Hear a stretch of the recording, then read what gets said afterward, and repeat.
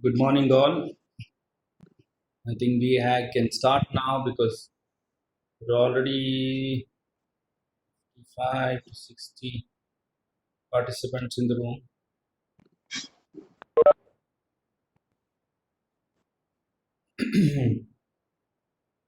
So, friends, I think you're all fine at your home. So, I'm sure you're also must be little getting saturated with all the webinars, taking lot of information from various webinars on various topics. So, I'm sure you also must be now with lot of knowledge and more enthusiastic to do something more. So I think this webinar comes to you at the right time where you can write something or publish something for what you have learned or what you want to write down, what you have done, which things you might have done and you might have not utilized them to publish it. So it is a time for you to do all that things, friends. I would request you before I start to mute all your audios so that we can on it on the end and we can take the questions after the presentation. So today's topic uh, is why and how to write a research paper and publish, because these two are the most important thing for, and basically this webinar was for is for the postgraduates. I think many other faculties also have joined. That's fine. So friends, we'll start with the topic. So before I get into the main topic, I would like to ask few questions. Like probably have few questions in your minds. Or there are few clinicians who are also joined in this webinar. So for them, they think whether this is a topic for me to attend, or is it only specialists should publish, or is it only a teaching faculty should publish? Both the both the questions, friends, the answer is no. Any qualified person, any knowledgeable person on this earth, if he knows something, if he has innovated something, if he has got a new idea, he has to share with others. He has to show that is how we have been evolving, that is how we have been changing, that is how there's so many inventions which have come to us.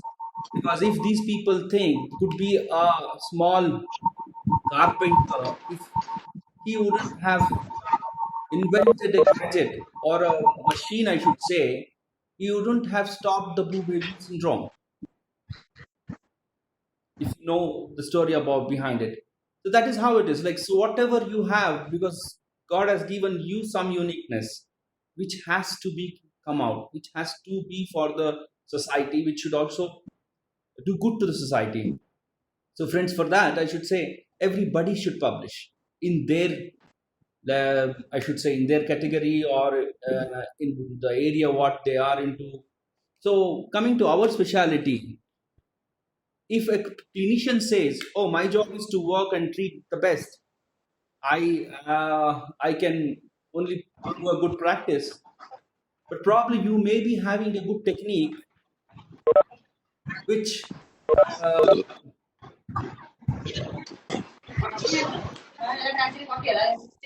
which you might be doing it very nicely and you might have expertised it. But probably you, if you have implemented or people to use it, you have to publish it. That's the only way you can do it. Because people will know about it, then probably they may practice it and they may succeed. That is how the practice goes on. So I feel basically for the question of the first, the more publications if you see should come from the specialists who are practicing, because the clinical skills what you might have developed will definitely help others also, friends.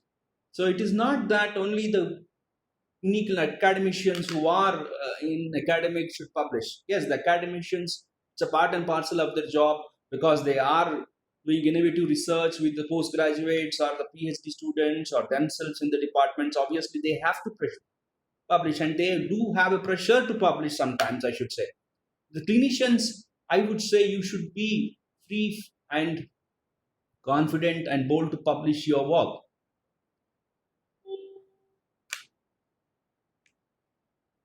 So, the intended learning outcomes of this presentation would be aimed to develop the participants' understanding of the complexity of scientific communication. So, when I say scientific communication, I mean that it's a communication we are doing to our colleagues. Of course, there are various communications what we talked about. There is called as research communication, scientific communication, ethical communication. So we are today talking about scientific communication. So where our colleagues, how they can benefit up from our research, from our ideas, from what we understand about the topic. So begin with, we'll start about why we should publish.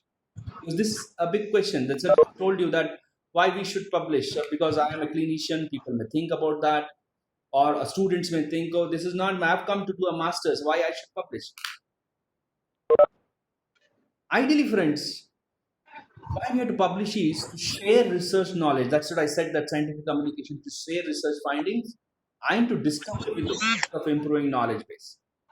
That is ideally the job of a publication, friends. But practically also, some people publish it for various reasons because that this is add-on. This is add-on. I should say these all benefits come to them. Probably he may be getting a funding. He get a funding or to get an appreciation, to get a PhD degree, or to get promotions, get some appreciation in their professional colleague thing.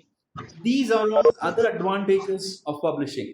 So of course, today we do only for something, isn't it? So if you want to publish, you want to do something, it should have some result. So I should say that you have a lot of results when you are an academician or a clinician when you publish them, friends. Because it's not only that when you publish, you may be a very good clinician, as I said, and I may repeat this several times. But you may be a good clinician, but you may be in one locality. But if you want to get globally recognized, or your technique, you might have done it for 20, 25 years, it should be recognized globally, then it has to be published, as I said.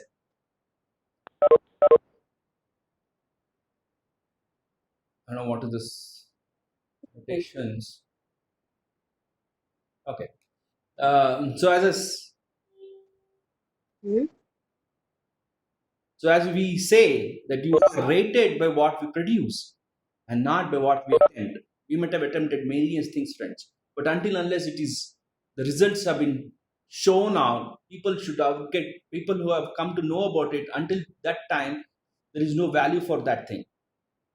It could be any innovative in this world you take it. Until unless it's been appreciated by others, there is no value for it. You cannot just tap your back saying that I have done it without showing it to others. Because why I'm saying this is, friends, because postgraduates and most of us feel sometimes that, and they come to me also saying that I have an idea, but I'm scared people may copy it.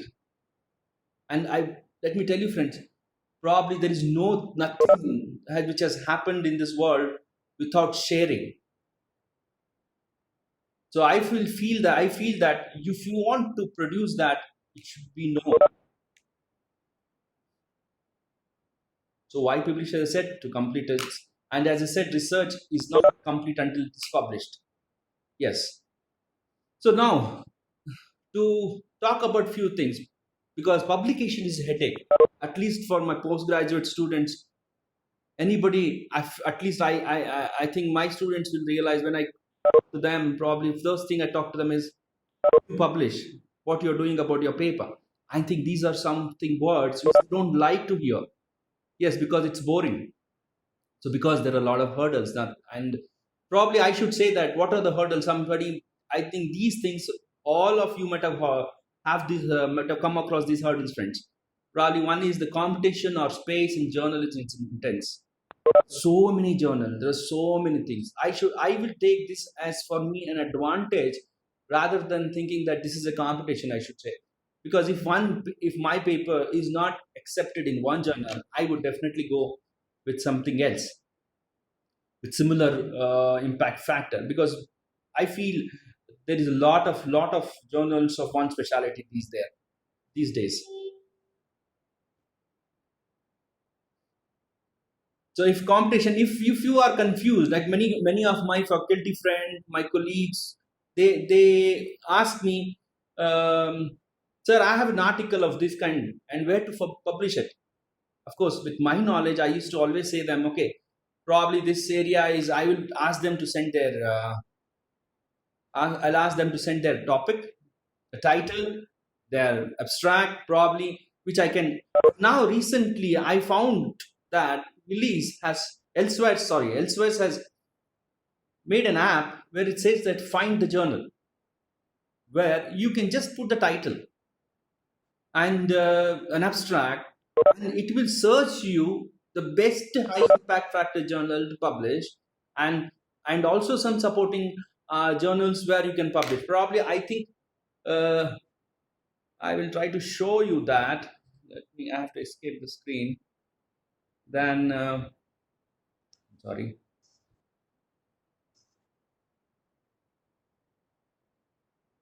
Let me go from here. Yeah, I think this is better.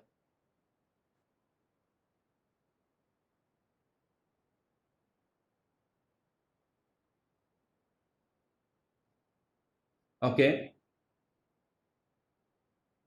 this is it. I'll take one article. Now this is an article where it's ready for publishing.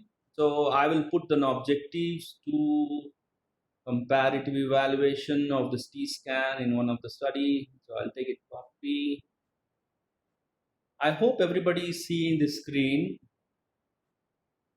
So this is how I put the title. Then I'll go back and I will try to put the abstract. So let us put an abstract. Okay, copy. Then put the paper abstract here. Okay, then let me put some keyword. The keyword is T-scan. Then dental implants, because it was done in dental implant patients. Then it was dental related to dental occlusion. So probably these three fit well as a keyword. And now we will ask it to find for us. Yeah, see, we got so many articles here. Journal evidence based dental practice. Uh, I think everybody is able to see this. The site score is 0.55, acceptance percentage is 28%, time for first decision 14 weeks, time to publication 56 weeks. Oh, this is probably I need to wait more if I feel. Let us go for some other journals. Yeah, Journal of Oral Biology and Craniofacial Research, where the publishing time is lesser. Of course, it's not, impact factor is not there. Probably this is not the journal where I would like to publish it, because so this will give you the entire list of public article journals which are related to your topic. So based on the impact factor, the acceptance rate, how much is, see, I feel for me, Journal of Evidence Based Dental Practice is good because its acceptance rate is 10, and impact factor is also good, 1.5 to the dental point of view. 1.2 is a good score of impact factor. And yeah, it is 32 weeks to publish though, but it is only 3 weeks for the first decision to come. So that means I don't have to wait a long time, because this is also one of the hurdles there. When anybody asks, some colleagues, again, most of the time I should say, my colleagues ask to me, how can we publish it? Can you recommend me a journal where I can get it published in 4 weeks? Because I am due for promotions or these things. Of course, as I said, that we all do it for some benefits. The Journal of Oral Biology and Craniofacial Research, Journal of Prosthetic History, Saudi Journal, Journal of Dental Science. Guys, somebody is talking. Please, can you mute? If it will be disturbance to others. International Journal of Gerontology, Nursing. See, it goes on. It says Probably as you're going down, the similarity ratio reduces, friends. You need to understand that. So you go more. See, probably I'm coming to new journal, annals of medical and surgery, medicine and surgery. Probably this is where I don't want, because my readers are not these one. My readers are people who are doing implants, people are doing occlusal corrections, people are working with T-scan, digital dentistry. So probably I will stick on to دلن شروع نکرده I'll داره stick on معرفی to میکنه prostate اینجوریه or craniofacial research. Yeah. So this is how this will journal find is عشقم one میخونی؟ tool now these days. بخرم زن Take your abstract and Scan copy of the okay, Alan the Marshall with the Inhalant certificate and rice. guys, somebody can mute it. بزن چرا بازی کنی؟ Is it Ahmed? همه اینی که برامون تایید کرد و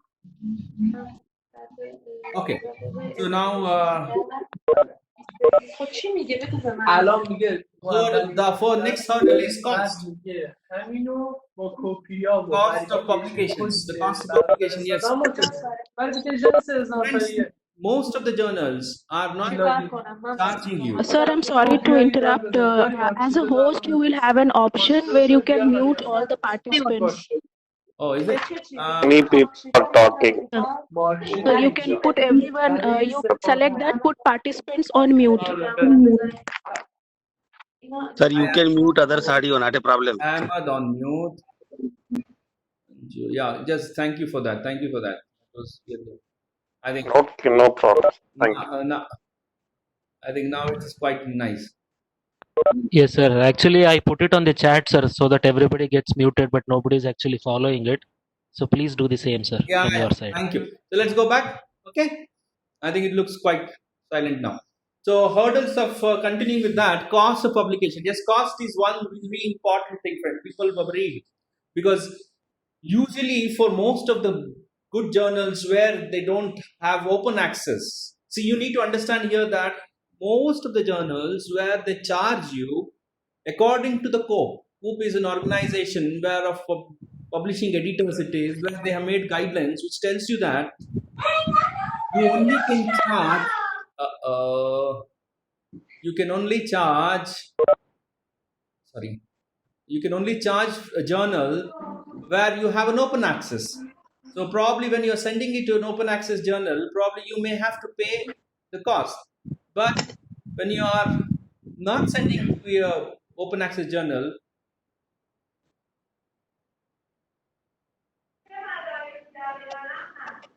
I'm trying to just mute everyone. Just bear with me for a minute.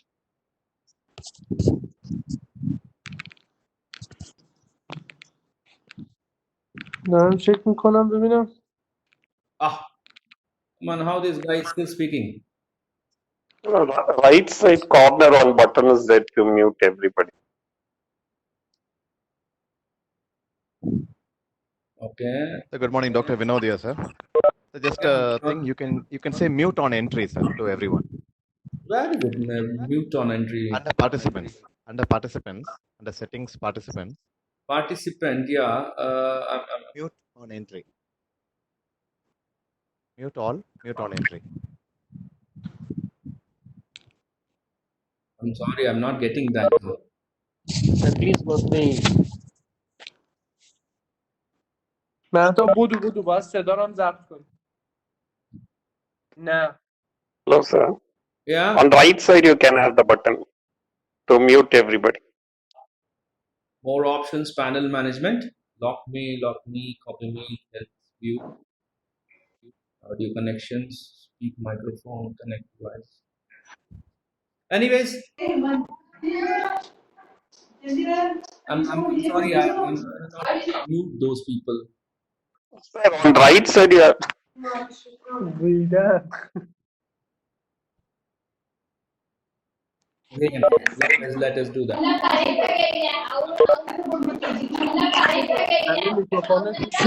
Sir, Ramesh sir, I'm Mamta here. Each participant, you can see that they are not muted. You can go and mute them.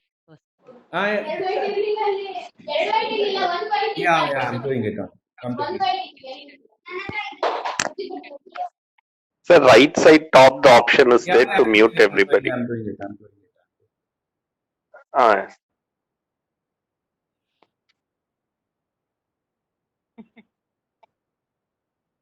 ಇದರಲ್ಲಿ zoom ತರ ಇಲ್ಲ. ಎಲ್ಲರೂ ಮಾತಾಡ್ತಿರೋದು. Where is it, Nitin? I don't know. I'm not able to get that. Sir, Dr. Sandil here, right side top. Where right side, doctor? Sir, if you are using a computer, please go to the left side top, file, edit, share, view, audio, participant. Under participant, please click, you'll find mute all. 1 second. Kindly send a screenshot to sir so that it will be helpful to. Yeah, I Yes, think I'm not getting it, guys. Sir, under Screenshot. participant on the top left, sir, of your When I screen. click no, the list of Yes, sir. participant is coming for me. Yes, The list of participant is coming for me. Does it say mute all on entry, sir? No, where do I mute all? No, where do I mute? In WebEx setting, you will find it, sir. No, I have to cancel this and go back. Right?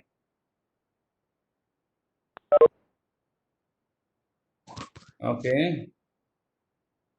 Can you please send on screenshot to sir so that he can Yeah, I am doing that. I'm doing that right now. please send a screenshot. Video polling. No, this is not. What? Huh? Where? This one? No, this is. Sir, I have sent a WhatsApp with this screenshot to you, sir. So are you Dr. on a Prasanna? Mac or Windows? Sir? 1 second.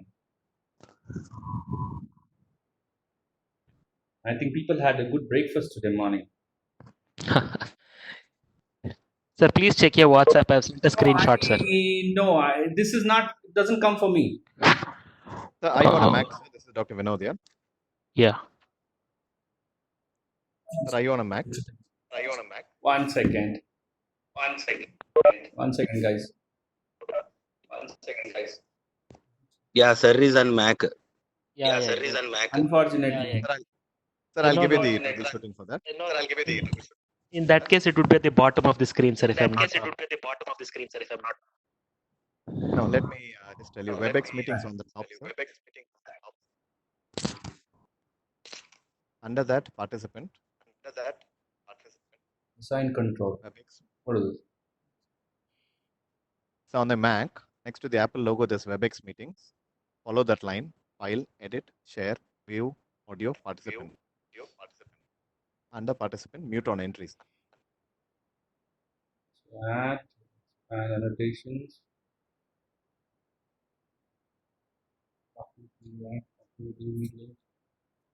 Audio video statistics.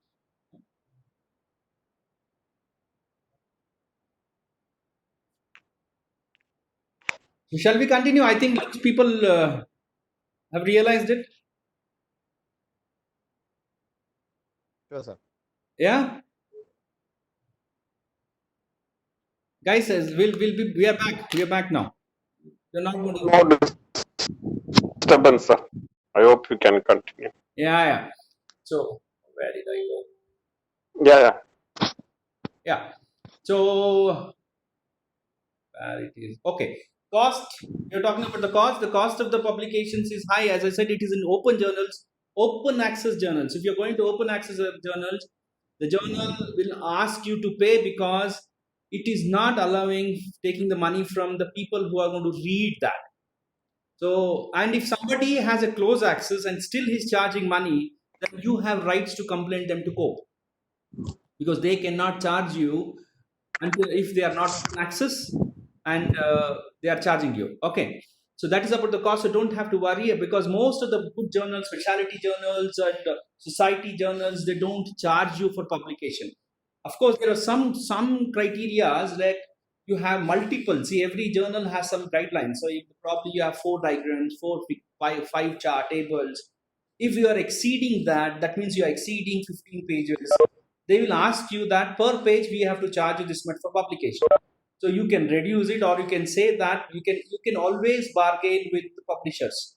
Let me tell you this, because probably I think I have bargained personally from $2,000 to $100, because you can say that we are from this part of we are from an institution, and of course if the article is good, and most of the people are not sitting there to make money, friends. Of course, yeah, they do understand the priorities, but if you can considerate and convince them, the editor and the publication house, they will reduce the cost if you really want to still stick on to publish. And of course, there are some art journals I have seen these days that even for submission they charge you. And let me tell you, it is against the guidelines of publications. So you can just straight away complain about that journal to the, if it is a midline, you can complain to the National Library, or you can complain it to the COPE.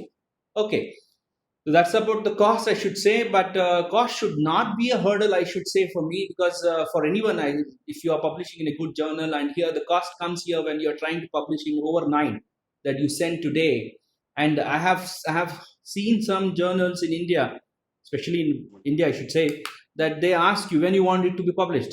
You say today evening, so it's 10,000. 1 hour, it is 20,000. So it depends upon when you want it to be published. So those, I would recommend, those are not the journals where we are going to see. Then coming to, yeah, of course, this, as I said, this is about the open access journals. Because of all these corrections, I lost track. So last is rejection rate. Yes, this is very, very important, let me tell you. Rejection rate. I told you when we were finding journal, we came across that the percentage also talks about rejection rate. And I would recommend you to see, based on the quality of your publication, whether you can have what kind of a journal you can submit it. I would straight away submit it to a very good journal, let me tell you. Because if any articles get rejected, they don't reject without any reason, friends. So if you see here, Journal of Dentistry, which has an impact factor as of today, from Clariant, it is 4.7, I think, today, because that is the highest impact factor in the dental journals. It says that if you see the percentage of rejection,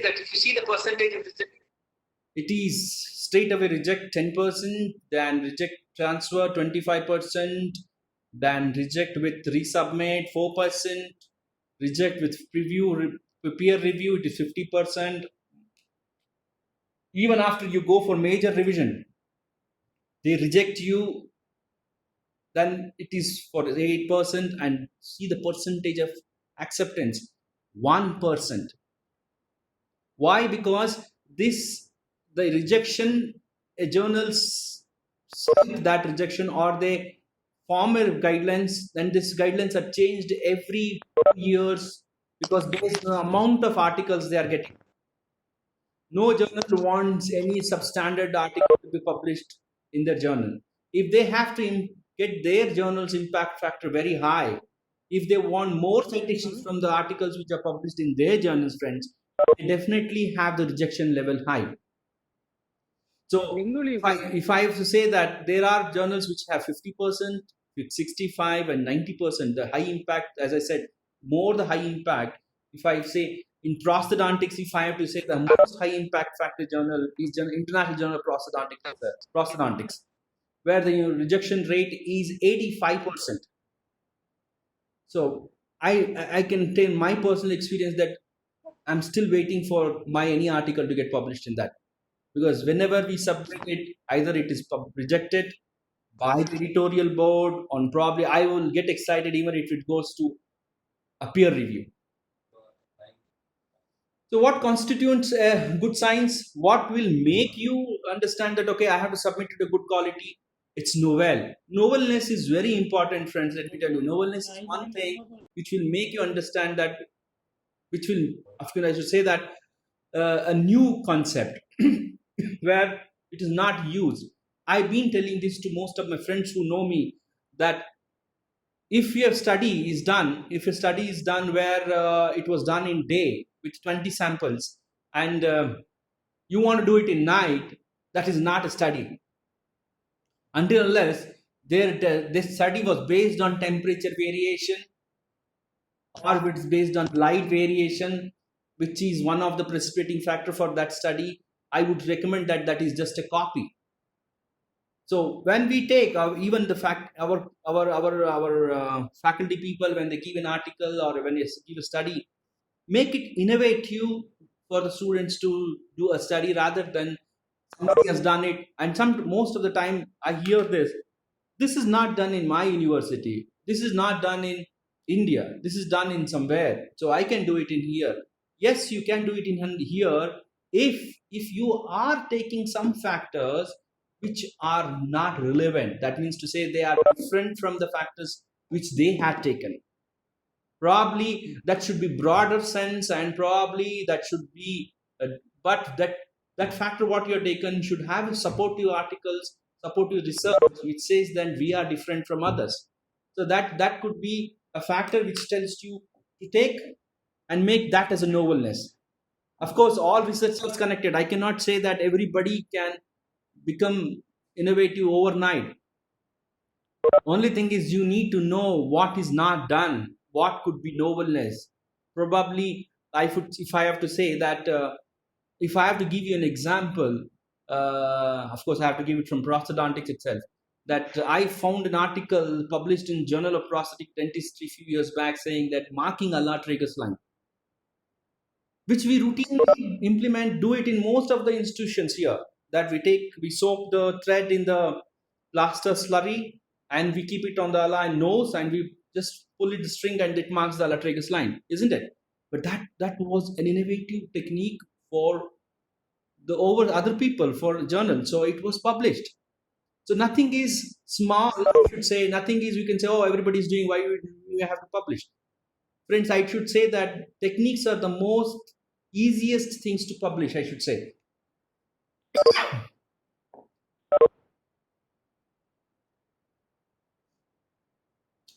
So what we need to understand here, what we need to follow, I should say, is Bloom's taxonomy of publishing. This Bloom's taxonomy has done it for more of other specialties also, like it is there for mathematics, it's for politics.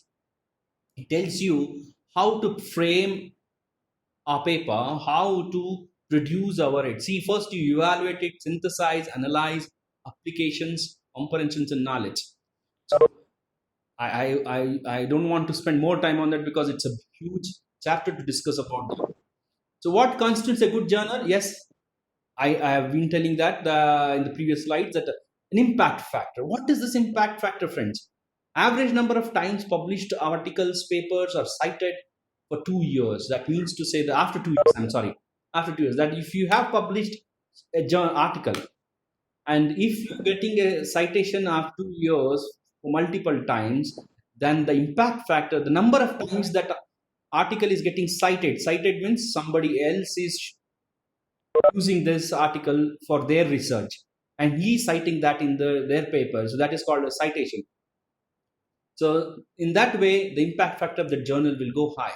So nowadays, journals have become very choosy. If they want to be in LNM, if they want to be in the National Library of Medicine, if they want to stick on to the PubMed, they have to have their increase in impact factor, because every journal goes for review in 3 years. If their impact factor is continuously down consequently 3 years, then that journal will be removed from NLM.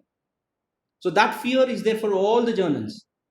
So they want to increase their impact factor. So what happens is, to increase the impact factor, they select a lot of good papers, friends.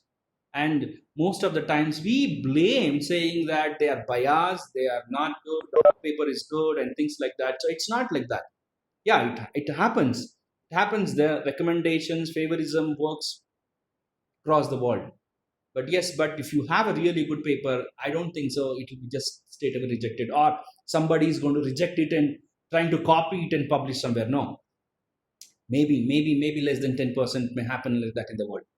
So intimacy index, average number of times published during a year of a publication, and the incubation time is from the time where you are accepted and where you are published. And of course, every journal which has ISN and ISNBN should be a standard journal to publish for. Think about. So talk about citations. How we have to choose a journal is based on citations. There are various organizations Clarity is one organization which was earlier Web of Science, or which was also Thomas Reuters earlier. Now they have bought it. That is one organization which gives the standard of impact factors of journals of citations based on journal citation report. Or there is CMOGOR. This one, what I have quoted here, is one more which gives you, and this is one in 2018, which tells the International Endodontic Journal has an impact factor of 2.1. Of course, and was a Journal of Dental Research is 2.1. So if you can see your other specialties, boom, we can go back down. If I have to see my prosthodontics, the first journal I can see somewhere here is Journal of Prosthodontic Research, so which comes at around 19th journal. So the impact factor is less, isn't it? So now the impact factors varies. Let me tell you one point. Don't get disappointed saying that why the impact factor of prosthetic dentistry is less. This probably the research is less because probably the citation is less. So if you see a journal of periodontics, the citations are more. When the citations are more, the citation level also goes high, and the impact factor of the journal also goes high. If you see the Nature, people who are citing more is more. If you see the Nature's impact factor is right now, it's 115. So where are we? So it varies. So people cite, and the people number of citations increase per year. That takes the impact factor high, friends. So dental obviously will have less people who cite it. Of course, our super specialty guys. So the impact factors are little lesser. So few tips: know the journal, its editor. I mean, not to recommend that, but to know the editor. Why I say that word, know your editor, know the editor, is that I do that most of the time, that I want to see what kind of specialty he's into, what kind of area he is into. If he's a prosthodontist, I would go to his research gate and see what kind of research he's trying to do. Probably sometimes what happens, if I am doing something related to TMJ, and if this guy is not into TMJ, he may not understand it. Either if he sends it to sub-editors, or probably sometimes if he feels that it is not that area of his specialty, and he may straight away reject it. That is where we get editorial rejections.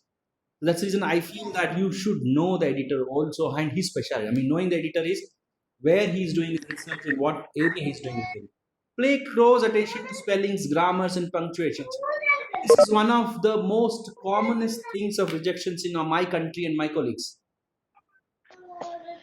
Because there are two things I would like to highlight here, that most of the time our papers get rejected because of spelling grammars, that is not good English, and not framing good sentences. Most of the sentences we frame are passive sentences. I will talk to you about what is passive sentences. And copying from various articles. I don't say that don't have to copy, friends, but there is a way of doing it. You don't have to straight away copy it, and don't give due respect to that author who has written it, then it becomes a plagiarism. Avoid careless mistakes. Yes, I would say that always you give the reading to somebody else. Once your manuscript is ready, you give that to your assistant, you give it to your student. Maybe probably he may come up with some mistakes. That is so. Just I would try to say you, and the entire of my presentation is, don't hide your paper. Nobody is going to copy it overnight. Your idea is your idea, friends. So, of course, see this. So you cannot write a big sentences. You cannot let it be straightforward, simple. See, if this word, I know all of you know the vocabulary of, or the English smartness of this guy, Shish Tharoor. If you not understand one thing, like see this glutinous admixture of carbonaceous vents, succulent meat, and whatnot, legumes daintily served in the benignly blazing flame. If I have to write this, I would definitely just write it. He's talking about a soup, isn't it? So your people are having lot of data outside in this world. They are not sitting here to read your only paper. So let the paper be little precise. Let the word be little simple, so that everybody can understand. It could be a graduate, it could be a clinician, rather than using many big words. So those who have the most to say usually say it in few words. I feel this means a lot to most of us. So time to write the paper has a significant advancement has been made. When you start thinking about writing a paper is when you think that, okay, now I have done everything. I have done the research. I have got the results. So probably that's the time you have to think about writing a paper. Yes, your tables are ready. You read your references. Probably then you start choosing the journal. This is just a repetition, friends. Just I wanted to tell you that what you have to do it. Okay, so now how to write. So we know now that why to read, why to write a paper, and now how to write it. This is most important now. So yes, everything is done. Lot of thesis research is done. Lot of dissertations are done, but nobody is hitting at the back to publish. That is where we need a kickstart. We need a kickstart because that is the most laziest, lethargiest thing which happens in most of us. We might have done an amazing result. We might have got an amazing paper. The thesis is over and it just goes to your wardrobe, or sorry, I mean to say that your library or your whatever, and it stays there for years and years to come, and it's not published. And there are so many. I would like to say here that there are so many of my colleagues. I think I am 20 years into academics now. Still, they have not published their thesis. So I would feel that if you want to start your research, start your thesis first. You may give an excuse that, oh, that's it's 20 years old, but at least try to publish it. Let us know where you stand. So types of journals, what kind of types we can publish? It could be a letter to editor. It's the simplest thing. See, what is a letter to editor? Is like, see, you have read an article and you feel that there are some lacunae in that. You feel that this is not correct. Probably you can write to the article, to the editor saying that I have gone through this paper and this paper has these problems, and probably this should be corrected. You should send it back to the editor, to the authors, and ask them to redo it on this. Probably this statistics is not correct. Friends, any paper which is published can be withdrawn. Let me tell you that. Any paper which is published can be withdrawn any time in the lifetime of that paper or the journal. If journal is active, I can make a journal article withdraw from there, and you can republish that. That is called as erratum, or we call it as errata. With corrections, we publish it back. So there are always, so it is not that it's a golden lines. Once it's published, it's not written with golden lines. You can edit it and you can send it back, and you can remove it also if you feel that it was copied. And maybe there are certain plagiarism incidents which have happened, that the article is published in very good journal. I should say that was in Journal of Prosthetic Dentistry. An article was published from Turkey. And after 7 years, somebody from US sent a paper saying that this was published in a journal already, but it was not a PubMed though, but it was published. So it was a very similar article which was published. So what they did, they sent the same article to the author, saying that need an explanation, gave a time of 3 months, and when the author didn't give them a reply, the article was removed from the journal. And they apologized for the reader, saying that this article was already published earlier in some of the local journal and it was not published. So it's not that it is published in the local journal and you can publish in a PubMed. No. Once it is in the print media, once it is published, it is published. And short communication, yes. Short communication could be a technique, short communication could be something related to your case technique. It could be a technical note. A case report will be your case, what you have done in innovative wise, or you might have done and repeated that in some multiple cases and it becomes a case series. Then it is original research paper. If you have done some innovative thing, it could be a clinical original research, or your any technique which you have case series is where you are doing it in 4 to 5 cases, maybe 10 cases, but it's more than that, then it becomes an original clinical research.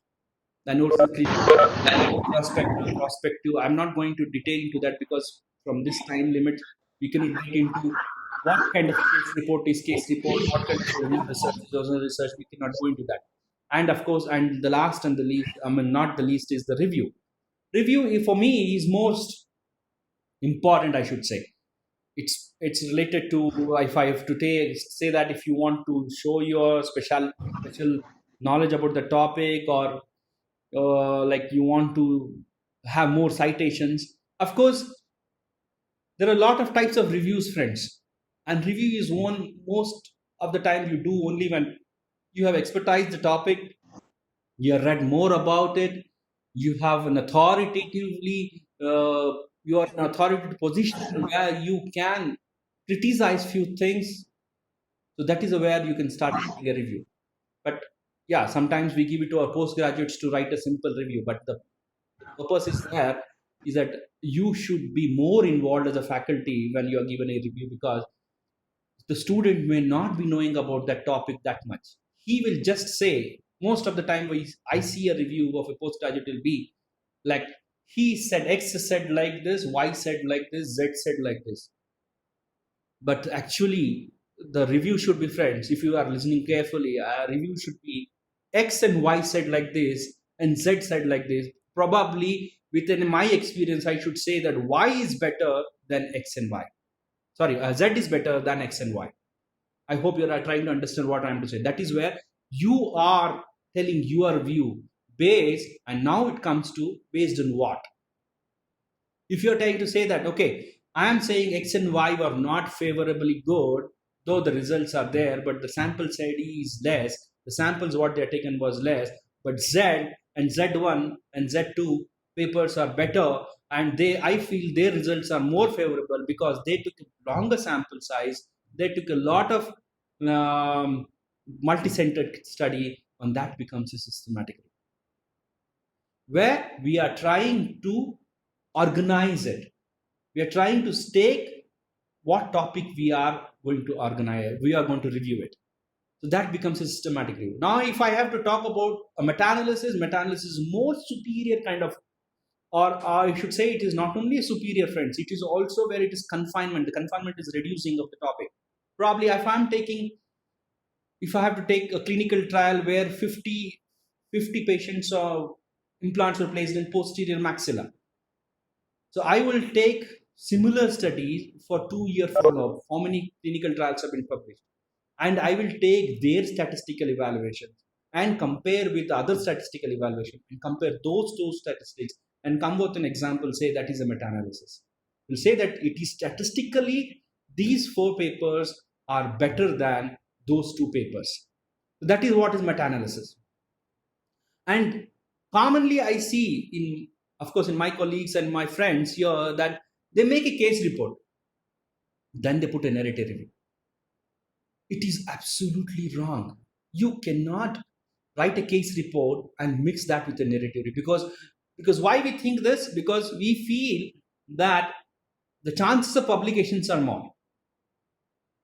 But recently, you should say that COOP in 2010 has made a guidelines that the reviews and case reports cannot be mixed and published.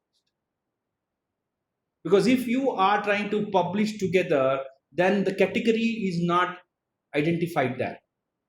And those kind of reviews even cannot be considered when they are doing a systematic review. Because that case report cannot be considered for a review because it is already a review. When your exclusive criteria of your review, if it is something like you're not taking a review, then your paper is not considered. So you will never get citations because it will not either fit in the category of case report, to be very precise, because it says it's a review, and it will not fit in the review criteria because it is not a true review. So we keep them separate. Yes, you cannot give the name as a review, but you can rate a case report with a narrative presentation of the topic. But you cannot mention it as a review, because by mentioning that, you can write a proper discussion saying that, okay, you can write an elaborate discussion which can strengthen your case report and it can be published as a case report. But you cannot combine this. I'm trying to spend a little more time on this because when I review, most of the time this comes to me, and nowadays we are having discussion with because I also head one of the journal. We have a topic, we have a problem whether we should send this in a review category or we have to send it in a case report. So what we ultimately do, we reject it. We send it. It's a soft rejection. We say that, oh, your topic is good and your case report is good and your review is also good, but probably it doesn't fit and doesn't sit in my area in the journal. Why it doesn't sit in the guidelines of the journal? Because we have made guidelines saying that either you present in the form of case report or present in the form of review. Because nowhere any journals say that publish in the form of case report and review.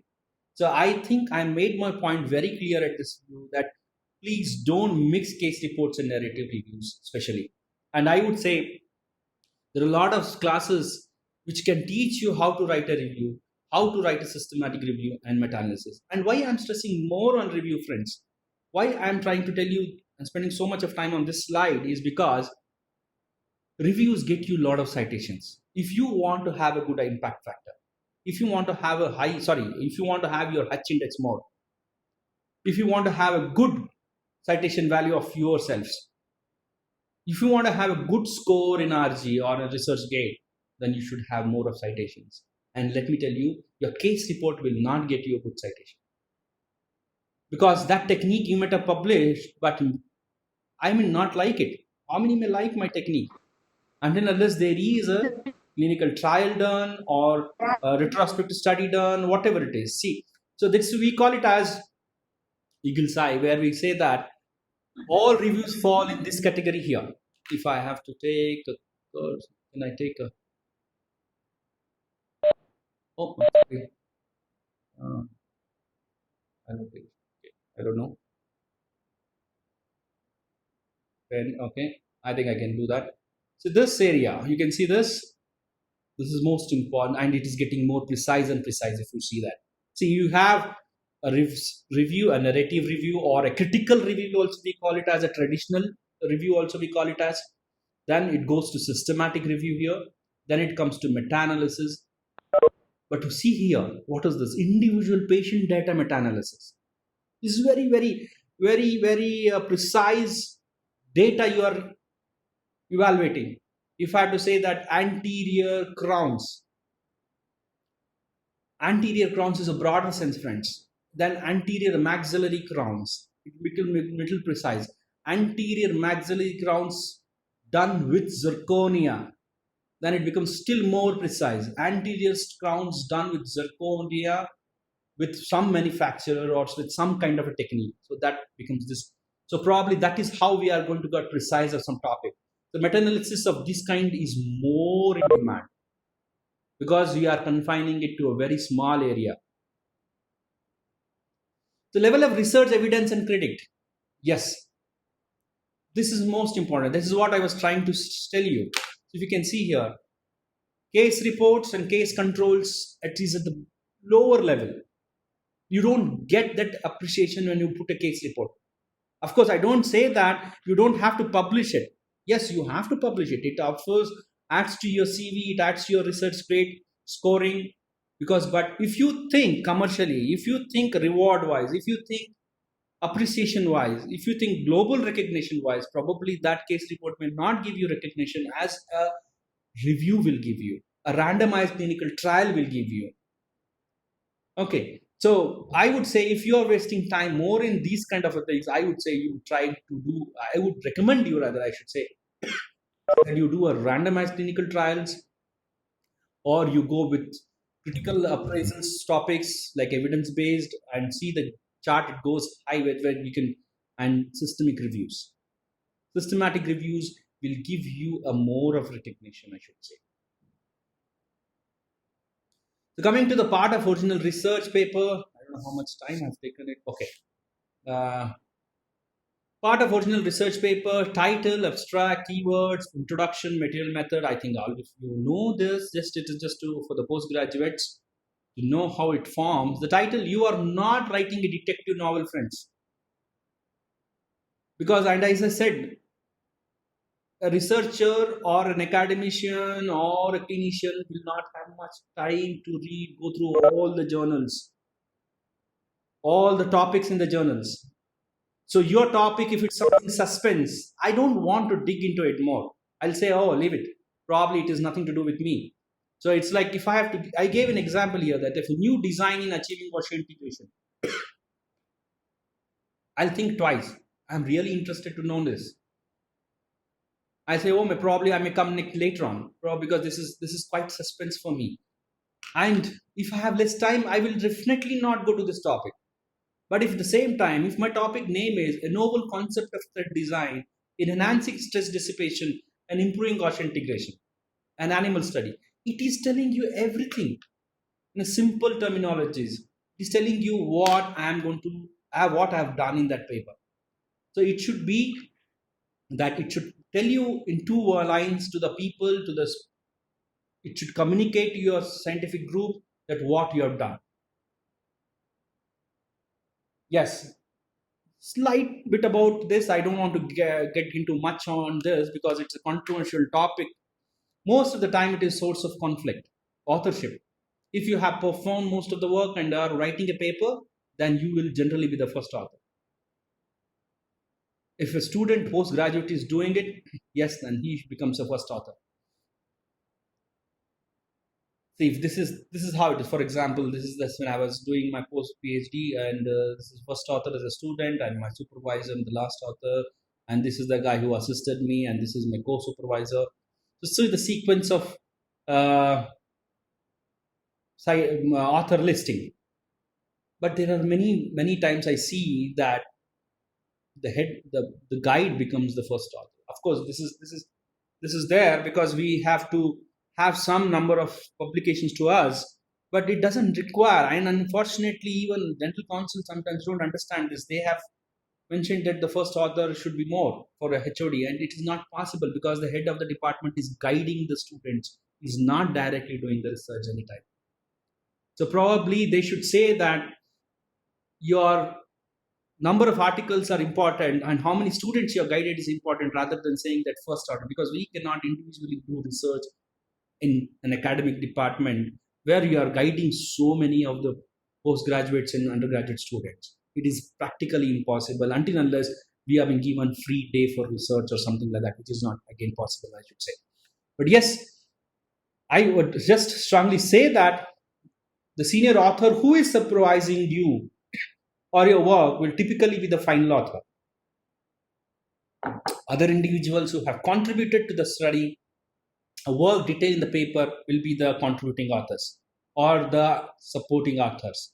But yes, if I would like to say that if somebody of your colleague, probably on a chat or probably when going to a canteen or you're going talking to him, might recommend something about your study, that if you're doing it for half an hour, he may say, okay, why don't you do it for 45 minutes? Probably results will be good.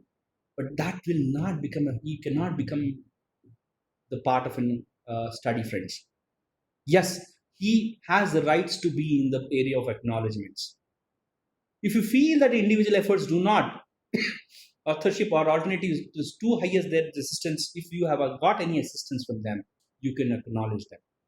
Now, a bit about the head of the departments and all that. Yes, head of the department, if any postgraduate research is done, probably head of the department automatically has to be part of the paper because it is the department approval. Yes, but it is again limited to the guide and the head of the department, how they are contributing it. So of course, as I said, it is a controversial thing. I don't want to get into much into it.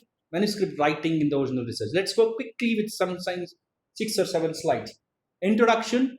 The introduction should explain why it was important and that you perform the study. You should provide a brief background. Yes, any introduction should start with a background. What is this background? That is, if you have designed an innovative dental implant, I should say, that you should say that osseointegration has proved today for 40 years or whatever it is, that it is success in the implant dentistry. You start with that. Then you say that, of course, there are factors which can govern the success of this implant success, which includes the implant design, which includes the stability, restoration, includes the bone morphology. Then coming to the third paragraph, we can say that, yes, coming to the thread designs also influence the stability and success of an implant, and there is various designs have been done earlier, and they have these advantages, but they lack this thing. Then they say that they lack this thing, then you're building up to your aim. So you have to say what is missing in that research, part of the research. Then for that reason, you have made this aim. So you are developing the introduction in such a way, friends, where you're starting with the background, telling the problem, what is the problem and why it is important that the problem has to be addressed and how I'm trying to address it. So that is how your introduction should be. See, and if you can see this one of the papers, you can see that here the introduction ends with the aim. The present in vivo study was undertaken. So your aim should end, your introduction should end with the aim of your study. There should not be a separate category for aim and objectives.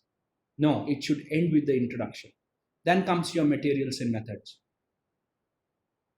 Of course, that's so probably I would recommend that you see some of the journals where how they write the introduction. Probably some journals insist you to make a category introduction, a background, then the purpose of the study, then the aim of the study. They divide the introduction into some category. So you need to see those guidelines of those particular journals.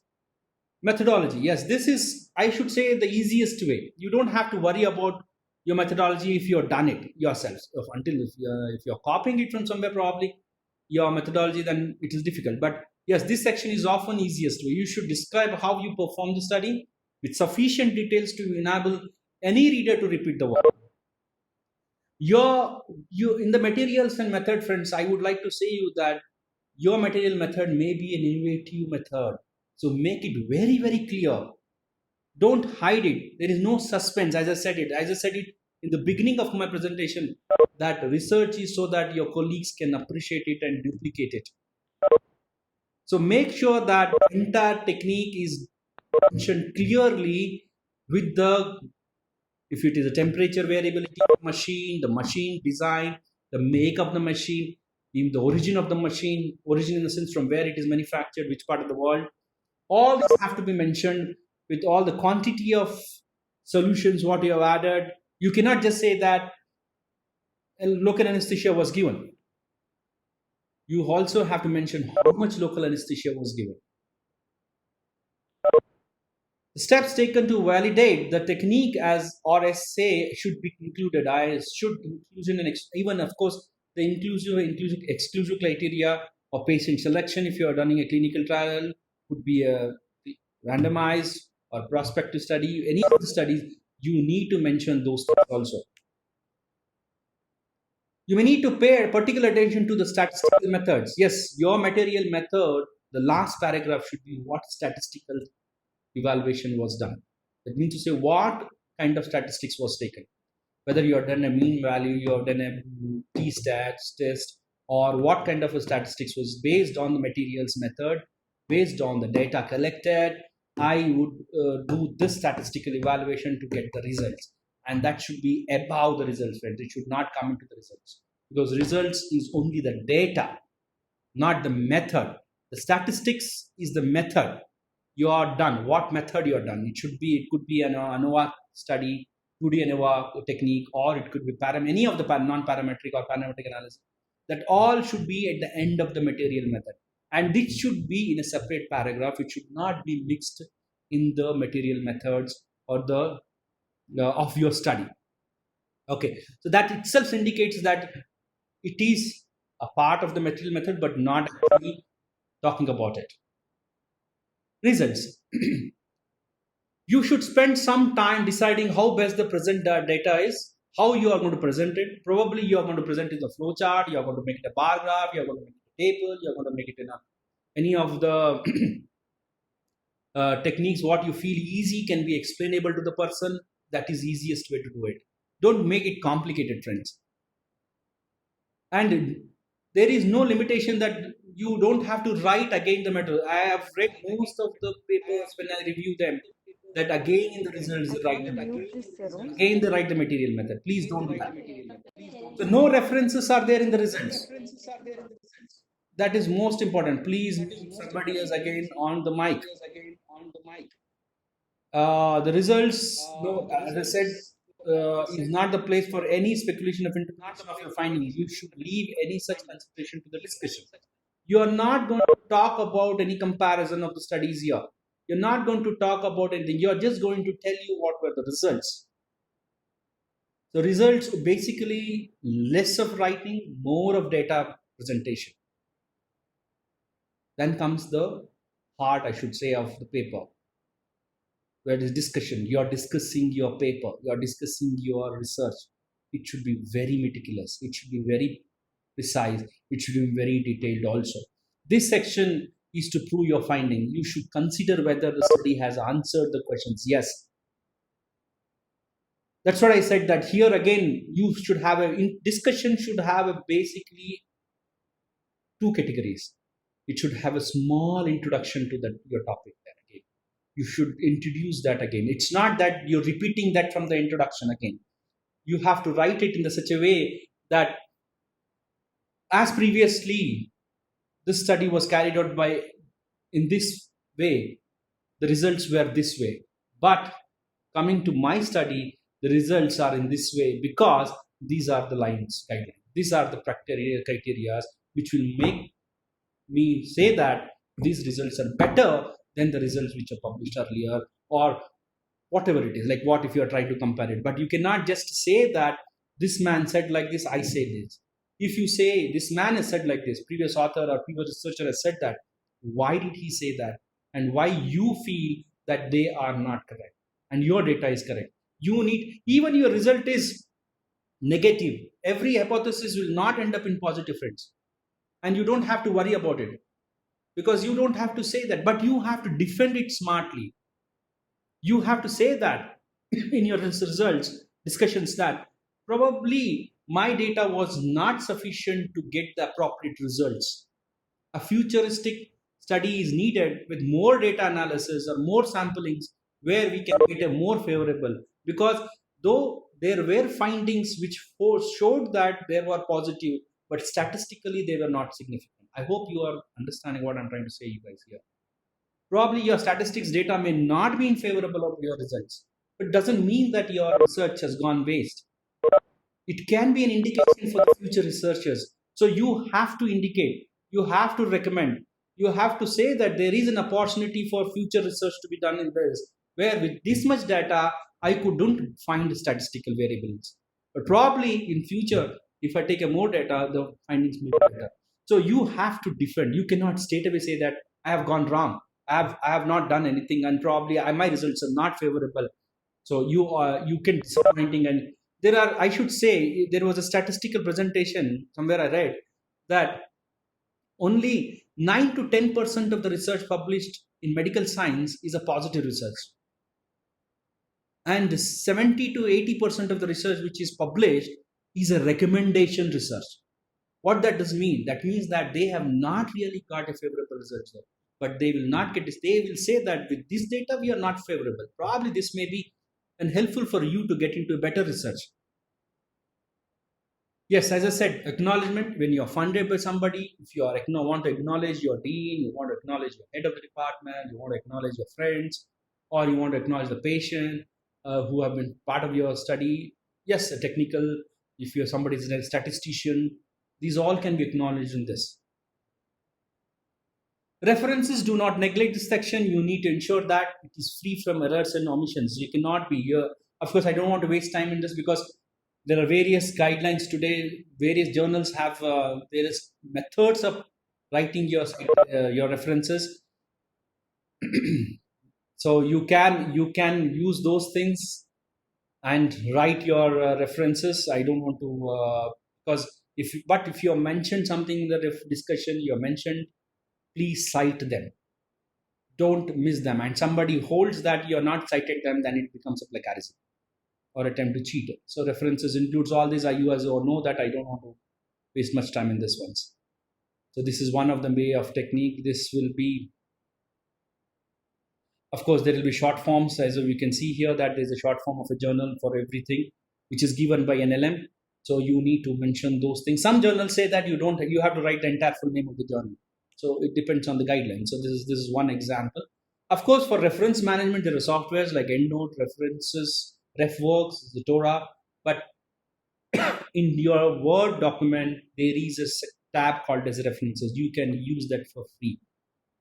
You don't have to buy this because they are quite expensive. What I'm mentioning here, this is reference, node, but if you go and open your Word document, there is a tab called as reference. You can use that to include your references in your manuscript.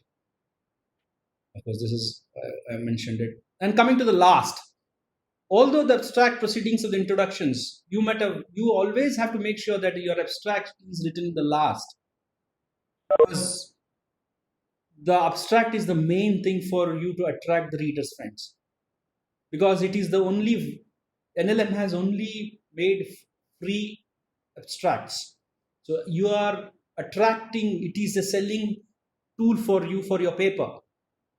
So it should be more attractive, it should be more clear, it should say you that, okay, this is what it is. So if I have to go to that slide, which I will tell you that, this is, I'm just skipping it, to say that your goal is to infect the mind of the reader.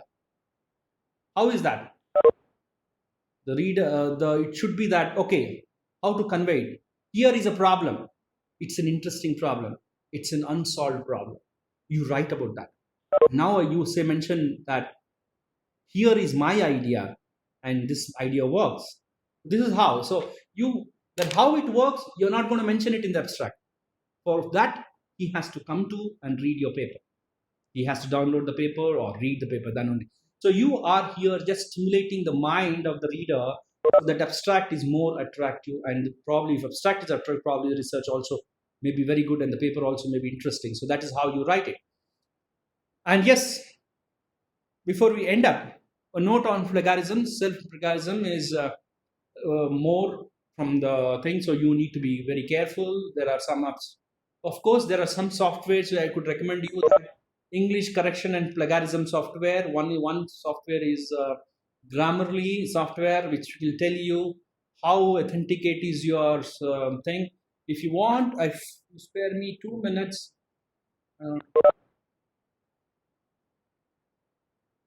I would like to open you the software of Grammarly and show you. This is how it is. This is my software of Grammarly. I will just let me take something. Okay, I'll take this. I need to. Okay. I will import some paper, probably all on 4. Okay, I will take one of my students' paper here and I'll open it here. So it started working. I hope everybody's seeing that. So it started working. So it will ask you who are the audience. The audience are my expert. Formality, formal, neutral. Let me keep it neutral. Domain, academic. And I will keep it neutral tone. I will put it as thing. Okay. So overall results came. So he has overall 54 errors, corrections, 118 corrections. Sorry, overall percentage of his English is 54. Your percentage of English should be nearly above 90. So what are the mistakes it is making it? See, there are 118 alerts. So what are these alerts? If you go and see this. If I have to see this, doctor dot is missing. So I will just click on this. It corrects it. Then it goes to augmentation, comma. The sentence is not framed properly. So I do that. Malpositioned. I do that also. And I hope everybody is seeing that. See this? I'm just correcting the red ones. What is this blue one? This is a passivity. See this? It is a passive statement in relation to. Instead of that, I would just say concerning the adjacent T. So it is changing the sentence at all completely. Especially needs a comma in before that. So this is how it corrects, and you see that it automatically calculates this percentage starts increasing and it goes above 90, that means that your English is good. And that kind of, then this Grammarly also has plagiarism option. So where you can go and if you can see this. Now I'll click it on plagiarism here. Let us go to plagiarism.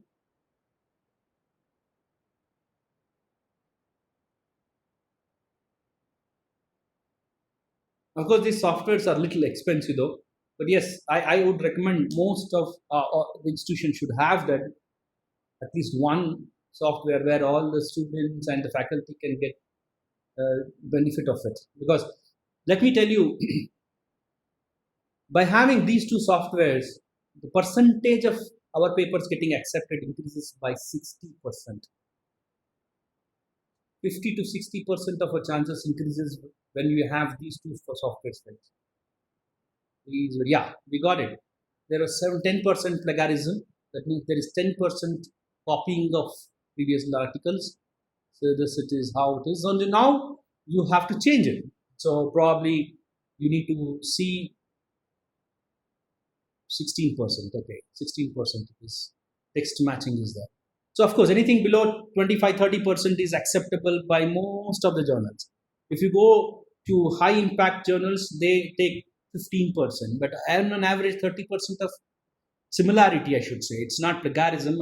Here it's showing us a similarity index of 15, nearly 30% is acceptable. So let's go back to our presentation. I hope that was useful to you. And authenticate, of course, authenticate is very expensive, friends. So sending to your faculty, this is just a note before I end the presentation. Always send the entire manuscript for correction to your faculty. Don't send introduction separately. Don't send the references. Don't send the results. And I would request the faculty also, please don't see them separately and correct. I would recommend you take the entire paper and see and use them. And I would again go back here. I think most of you know it, but it may benefit few at least. So I'm trying to go back to one of the manuscript here. Okay, I'll go here. There is a tab called review. So you have to just click on that and on track change. So if I am a faculty, if I don't like this topic, this topic, I can just say that reject it. Okay, I would say this is deleted, and I can write my topic, whatever it is, and it goes this way. So who has done it? It's Ramesh Chaudhary has done it. So probably here I go again further, I have added something here, or this is not, there was supposed to be a full stop, or this full stop be not required. See, I have removed it. It says here that I have done something. I have deleted it. So here multiple people can do their corrections before they send back to the student. And the student can accept that, and then the same paper, he can correct it and send it back to the guide. And the guide, keeping the old paper and the new paper, can merge them. There is an option called as compare. So when you compare both, it tells that whether the student really has done corrections or not. So I would strongly recommend the faculty to use this for corrections rather than asking them to get a hard copy and things like that, isn't it? Because that will not get data how many times you have corrected it. Peer review process, yes, the author, you have written it in a paper now, congratulations, you have submitted it. Article goes for editor, article may be rejected by editor or sent to reviewers. For further review, he will send it. Reviews assigned by editor. The reviewers may send comments, he cannot reject it. He may say that it is not good, I will recommend it to be rejected to the editor, but he will not use to reject it. Then then it will go for revision or whatever it is, go back. Otherwise, if you go the straight survey, accept it. And once it is accepted, the editor will send you saying that your paper is accepted. And it goes, then the production house will contact you with some corrections and it gets published. This is how the procedure of your processing of the paper happens. And time limits. Most of us think this way, friends, that it takes a long time that by the time we submit and by the time we accept, we are old. No, it doesn't happen. It doesn't happen. You can remind them. If the journal says in their guidelines that it is taking for review 4 weeks, and if you don't get a reply before weeks, you have the rights to send a mail to the editor saying that it's been in waiting for 4 weeks. Please, I would like to listen about my results. So that's what this is about. So I just want to skip it. The response of the reviewers could be a correction, could be rejection. And if somebody rejects without any reasoning, you have the rights to ask them, please reason the review rejection reasons, because they have to. It is a rule that they have to reason your rejection. Then reasons could be in the form of they have written it so many things that that this was not there, that was not there, and things like that. So this is how the procedure of publication goes, and ultimately, with all these hurdles, I should say, your paper gets accepted. Yes, there are hurdles, but your paper, if it's really good, and if it is getting rejected, you find out the reason of the rejection. Don't reduce the quality of your paper, because when you are getting reviewed, the quality of paper starts improving. And yes, then your paper gets accepted, friends. So you have heard a lot about webinars now, including my webinar now today, isn't it? We are at home and listening to it. And I would say that you are power packed. I just started saying to in the beginning that you have a lot of knowledge, but I should say that I'm sure most of you don't want to have this stone when you die, saying that you're not published. So I would request you that please start publishing whatever is in your interest, whatever is what you have written. It could be a small thing, and make people and your professional society know you that you can do it better. Thank you so much for the presentation. How to go about it for the questions now? Yeah.